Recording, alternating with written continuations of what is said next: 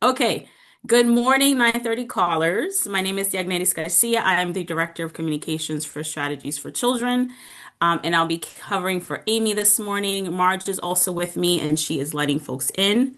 Team SFC, which is Amy, Titus, Marissa, and Shakira, are all at the Alliance for Early Success Connect conference in Salt Lake City, Utah, today through Friday. And so please wish them safe and efficient travel on this 36th day of the government shutdown. Yesterday was election day, and there were several historic and momentous wins across the country, including the re-election of Mayor Wu in Boston. So just share your thoughts in the chat about how you feel about the election day this year.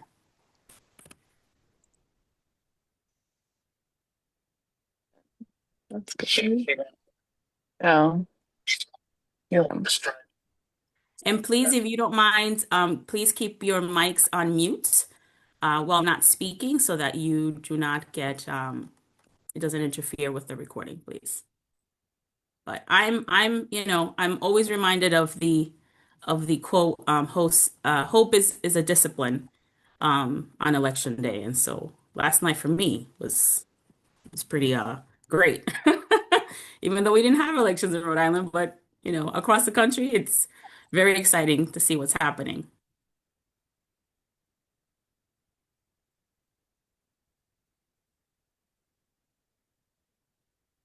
Yes. Folks in the chat are saying great night, so happy about New York's win.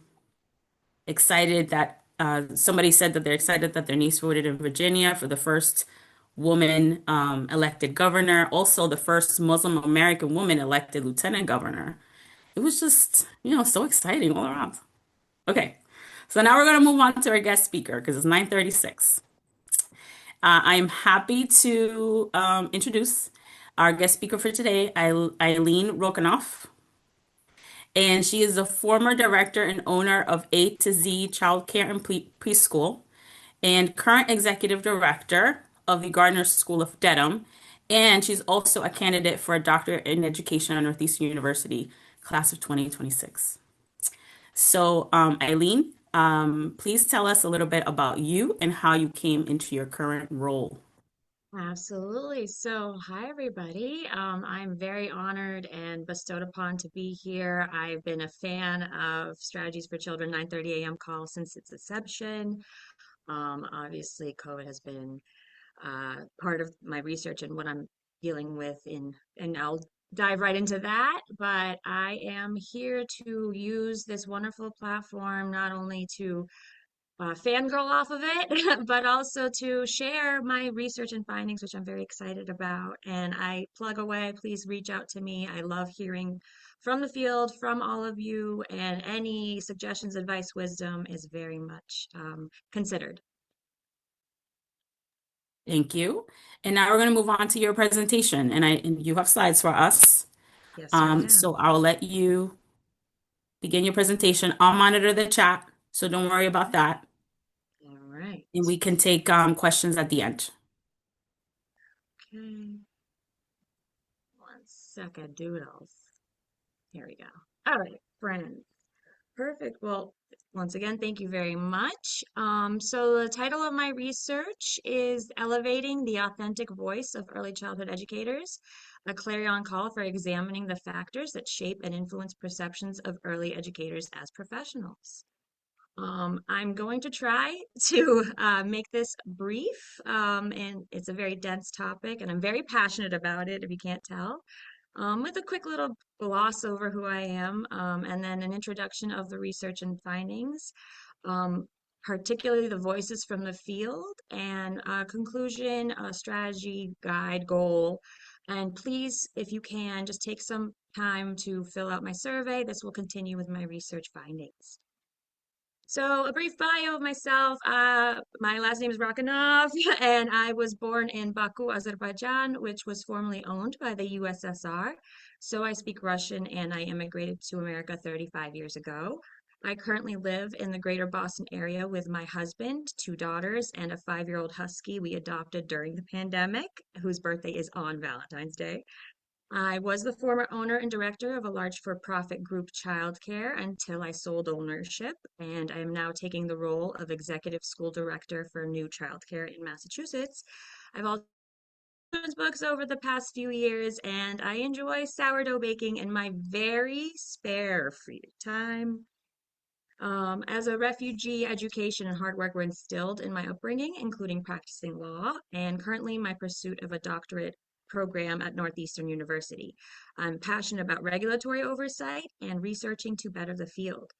You cannot fake being an early educator. It is inextricably runs through your course of your heart and veins. My purpose is to advocate for regulatory reform and professional recognition of early childhood educators by giving voice to a crucial and essential population who may or may not understand how to navigate career development by presenting my findings through this platform. I will be reading aloud and doing my best to preserve the authenticity of the voices from the field and address the confidence crisis by positioning early educators as essential professionals deserving of systemic support. I'm very excited to learn with and from you as I present my research findings, including educator voices, international models, suggestions, drive dialogue with policy leaders, and explore actionable workforce solutions. I strongly encourage you to complete my post-presentation survey, and I invite participants to join these ongoing advocacy efforts. So the introduction to my research study, the purpose of my research is to better understand what factors shape and influence the perceptions among Massachusetts early child care educators as professionals in large for-profit group centers, but collectively as a whole, and examine leadership views on educator attrition since COVID. Research shows that early childhood education is an imperative form of caregiving for working families and the foundation for the social, behavioral, and cognitive development necessary for school readiness. COVID was a catalyzing final straw to the lack of professional recognition, leaving early educators feeling undervalued, not respected, and overburdened. So my research questions included overarching question exploring the factors shaping professionalism perceptions among early educators, and additional questions investigating themes defining professionalism, systemic barriers like pay and racial inequities, and leadership's role in addressing attrition. My research participants included conducting 8 individual interviews with diverse early education professionals and 2 focus groups with 3 participants each, and 1 participant later interviewed separately. The study seeks to determine the effectiveness of current professional development practices for early educators and evaluate the worth of existing regulatory frameworks in supporting workforce retention. Additionally, the research will assess the value of increased early childhood educator participation in policy-making processes and examine how leadership feedback on regulatory applications can improve accessibility to the profession. There's no exact literature on the perception of professionalism of early educators, but the closest findings are about early educator responsibilities and typical grievances. Merriam-Webster defines professionalism as the conduct, aims, and qualities that characterize or mark a profession or professional person. Currently, teacher qualification in Massachusetts requires college level credits and work verification, with requirements varying based on whether candidates hold an associate or bachelor's degree. The Department of EDC serves as the regulatory gatekeeper for these certification pathways. So my vision and goal is to knowledge generated from this study to seek and examine the declining workforce numbers in early childhood education and their underlying causes and complexities. I'm including early childhood professionals in policy decisions through a holistic, system-based approach to address workforce shortages by enhancing professionalism, supporting pathways to mastery, and improving retention. Using keywords like essential, foundation, frontline, and even early education as a calling can illuminate and empower educators' perception of their professionalism and shift the story to give early educators autonomy, respect, and meaning to their purpose. Giving educators meaningful input into regulatory practices while engaging all stakeholders simultaneously rather than implementing isolated fixes creates sustainable solutions that may benefit programs and communities. So 3 key themes that were in my findings from my participants. The first theme is being an early educator has a complex role definition and professionalism challenges. Second theme was professional qualifications, family educator dynamics, and potential apprenticeship solutions. Educators are not substitutes for families, but face unrealistic professional expectations from working families while unable to manage a work-life balance. And the third theme, pay and benefits. Long hours, low wages, and lack of essential benefits contribute to workforce attrition. For my first findings of the complex nature of childhood education, the nature of early childhood education is complex, with daily stressors resulting from multitasking and task rotation to provide care for children within the classroom. Call-outs, staying within the teacher-to-student ratio, combining groups, and possibly substituting a teacher for a completely different classroom are part of the reality of being an early childhood educator. Turnover increases program costs and impacts workforce morale and program quality. Even more detrimental to the workforce are educators who are considering resigning. Some voices from the field. When I first just asked, how would you describe being an educator? What is it that you do? This created a long pause with every single participant in the focus group. One even said, I think I might need a minute. It's my life's work. I feel like I wear a lot of hats, but my goal is to help children be the best they can be, and I want a safe space. Another quicker response was helping and supporting families, keeping children safe, and creating a safe and nurturing environment. The robust discussion included anecdotes like, being an early educator is like hosting a party at your house with the intent that everyone gets along and you check on every corner of the room. Being the second parent, teaching children life. Regulations for early education are stricter with infants and toddlers than preschoolers to school-age children because the risk of harm and the required supervision are greater. These criteria and layers of requirements seem completely unrecognized to most people. Uh, some more voices from my focus group included, sometimes I'm a mom, sometimes I'm a dad, sometimes they were just looking at me and they were like, wow, you do a lot of things. And I was like, yeah, thank you for acknowledging that. So I feel like to describe being a childcare educator, it would be you have to honestly know how to do every job and you have to know how to do it well. A caregiver can only offer so much care for others without depleting themselves. The second finding were the family relationships, professional qualifications, family educator dynamics, and a potential apprenticeship solution. Early educator professionalism entails working long shifts conducive to working families while meeting teacher qualification requirements that include college level credits and work verification, with specific standards based on whether candidates hold an associate's or bachelor's degree. Probing further, the participants relayed that although their experience, education, and knowledge are within early education and child development, they are not qualified to replace or substitute the family's role. The role of the family, as most participants recounted, has expanded to focus on work life and is less child-centered. Meanwhile, early educators are assumed to be responsible for child rearing throughout the parent's long workday. The participants each acknowledge that their role is beyond textbook learning and actually to care for someone else's child and build relationship with families. Some participants stated that I think the role of an early educator, you have to not only be there for the child, it's the family. I didn't realize this before I started working in the field and doing all the pathway classes. The family is just as important as the child because what's going on in that family is happening to the child as also. Yet early educators understand they're here to help families. I'm a person of support, person that families can come to. I care for their children and them in I think special way. There's so little and we know so much growth occurs. Like all those years, they're like the most crucial years. And so just being that person that is consistent and caring and thoughtful and curious and wants to collaborate with them. Another participant said, and I don't know if it's because people are so stuck on this idea of, okay, well, we used to be able to be home with our children, so what do we need you for? But that's how things are. For a lot of people, both parents have to work. There can't be a parent in the home, so you need childcare, and we're here.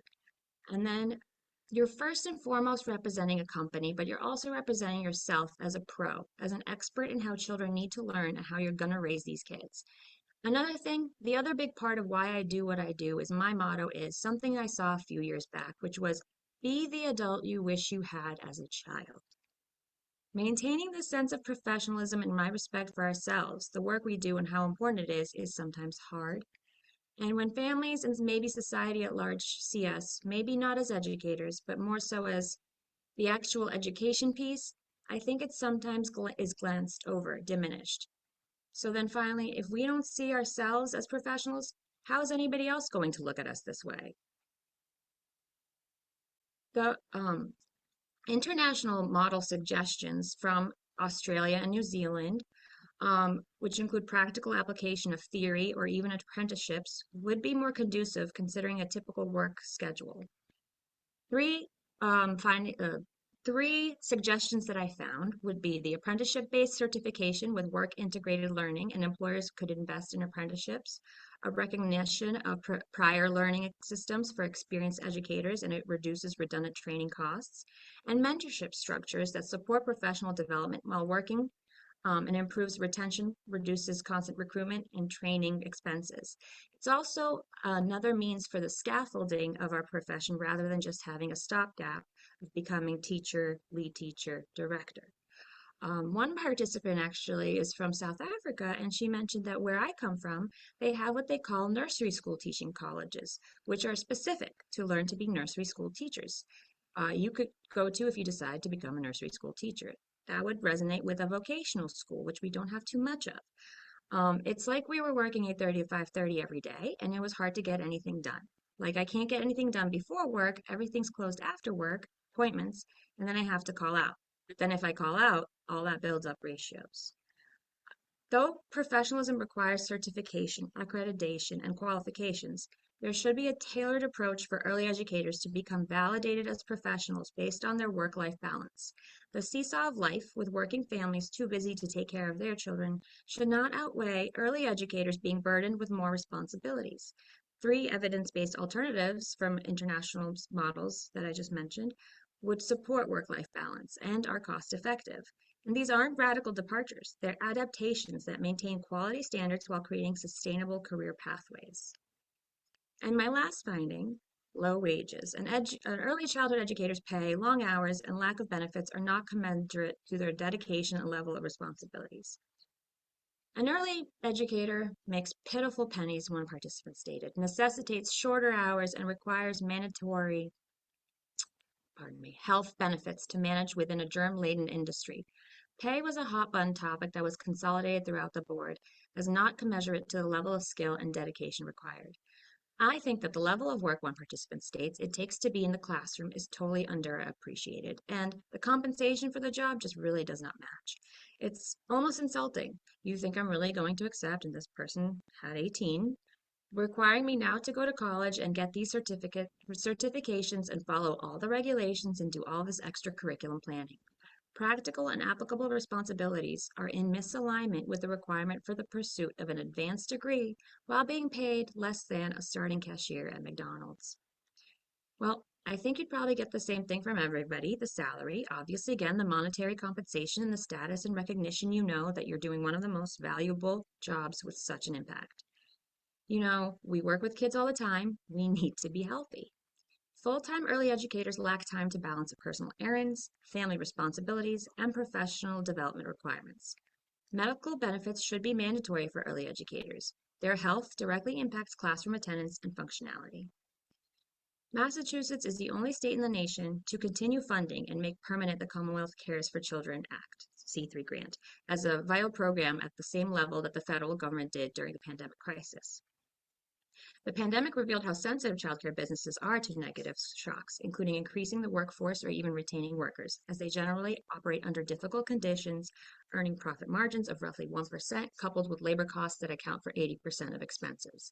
Educators want to work but cannot afford to accept low wages. Early education centers want to serve more children but are often constrained by staffing and affordability challenges. Congress should invest in programs and support that build up our supply of quality child care, raise educator wages, and concurrently help families afford the care they need. So in conclusion, one of the quotes from my focus group stated, "I use preschool myself." When to go back to vernacular of our field, um, semantics, if you will. I think that parents and even other providers don't necessarily get on that same page of daycare not being a professional word, which even the commissioner in this state, like the EEC commissioner, said to us directly in one of the town halls or meetings that she thinks she's like, we need to professionalize. That's what I have found. Like those of us who have the small pot of us who've been really trying to advocate and get legislators to listen and be on meetings and calls and whatever that we've been doing for the last 5 years, we're burned out because it's this small group of people. Long-term public investment to match this importance is not just for the emergency funding, but for foundational support. Ultimately, the question is, how do you transform a small, inevitable burnout group to advocate deeply, understand this complex issue into a durable, well-resourced statewide coalition that we can push these professional and regulatory changes across the finish line and keep them there? That's the deeper challenge of building lasting change. In addition, accepting wages that are both inequitable and far out of step with their importance to society, early educators are helping to subsidize childcare. So the key is to move beyond surface level practices to a fundamental shift in mindsets, values, and ways of operating with the threatening, overwhelming issues. By investigating all experiences and perspectives, the research aims to improve professional development and reduce attrition levels. Investments in high quality early education programs are too generational. They enable the productivity of the nation's current workforce while simultaneously preparing its future workforce for immeasurable success. That concludes my presentation. I thank you for your attention, and I would love to open the remaining time to questions. And please complete the survey, provide me with feedback, and reach out.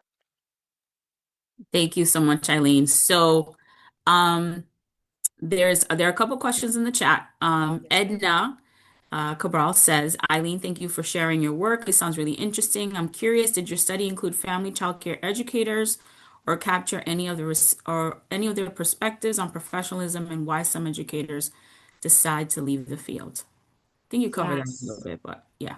yes. So in this dissertation and research program, you pinpoint what it is that you're trying to look for, but I will tell you that family directors were the kindest and most supportive and eager to explain and express their points of view. So in my interviews, there were two who are family childcares, and a few of the quotes that I mentioned actually, the ones that were profound to me was a family childcare provider. So absolutely, that's where I made the caveat that it's actually the whole childcare industry at large in Massachusetts that I'm really trying to focus on rebuilding, reinvigorating, and incentivizing. Thank you. There's another question. Does your definition of early educator include home-based infant professionals such as career nannies, newborn care specialists, postpartum doulas, and family friend neighbor caregivers, or is your framework focused on licensed center-based educators? Um, it is only based on those who would have to complete to become teacher certified through the Department of Early Education and Care. And so if the nanny is with a teacher certificate or anybody working not within a group environment, I suppose, but I'm fundamentally looking into at least over 5 to 10 children within a certified and specialized educator role. Okay. I will send you the rest of the questions and comments. Lots of love and appreciation is in the chat. I will send you those today. Thank This you. recording will also be uploaded to YouTube today. You will send me your slides? Yes, ma'am. Okay. So you'll send me your slides. They'll be in the archive in the 9:30 call folder of resources for anybody who's interested. And then just when you email me with your slides, just send me the link to the survey itself so that maybe we can include it in the next 9:30 call email. So Thank you. underneath your recording, it'll be like, please participate in the survey so folks can also participate. And we thank you so much. Thank you. I do want to actually two things. One, once your survey is done, and as you get closer to your doctorate completion, come back and let us know your findings. With honor. Thank you. And that would be great. And then also, just I wanted to remind folks that tonight we have the 9:30 call in Espanol, and we will have the Latino Economic Development Corporation over in Springfield We have a guest speaker, Gilberto Amador. He will be speaking to folks tonight at 6:30. So the 9:30 call in Espanol. We hosted the first and third Wednesday of every month at 6:30 p.m., co-hosted by Harold and Paula of Eco Latino and Paula's Barn and Childcare in Springfield. So if you know of any early educators or folks who work in early childhood that are Spanish speaking, please forward that information to them so they can join us. And it's 9:59, and we're good unless you have Eileen, you have any closing thoughts or words for us? I I feel that we're in a movement right now. I feel that with the regulations being reformed, I feel like this is the time. So I appreciate all of those who hopped on the call, including my husband to troll me. And I do appreciate and believe that this will result in a much more productive and beautiful field where we won't hear the word daycare. Yes. Yes, love. Yes. Well, thank you so much, everybody. Have a good day. Happy Wednesday. Thank you so much, everyone. Thank you. Thank you.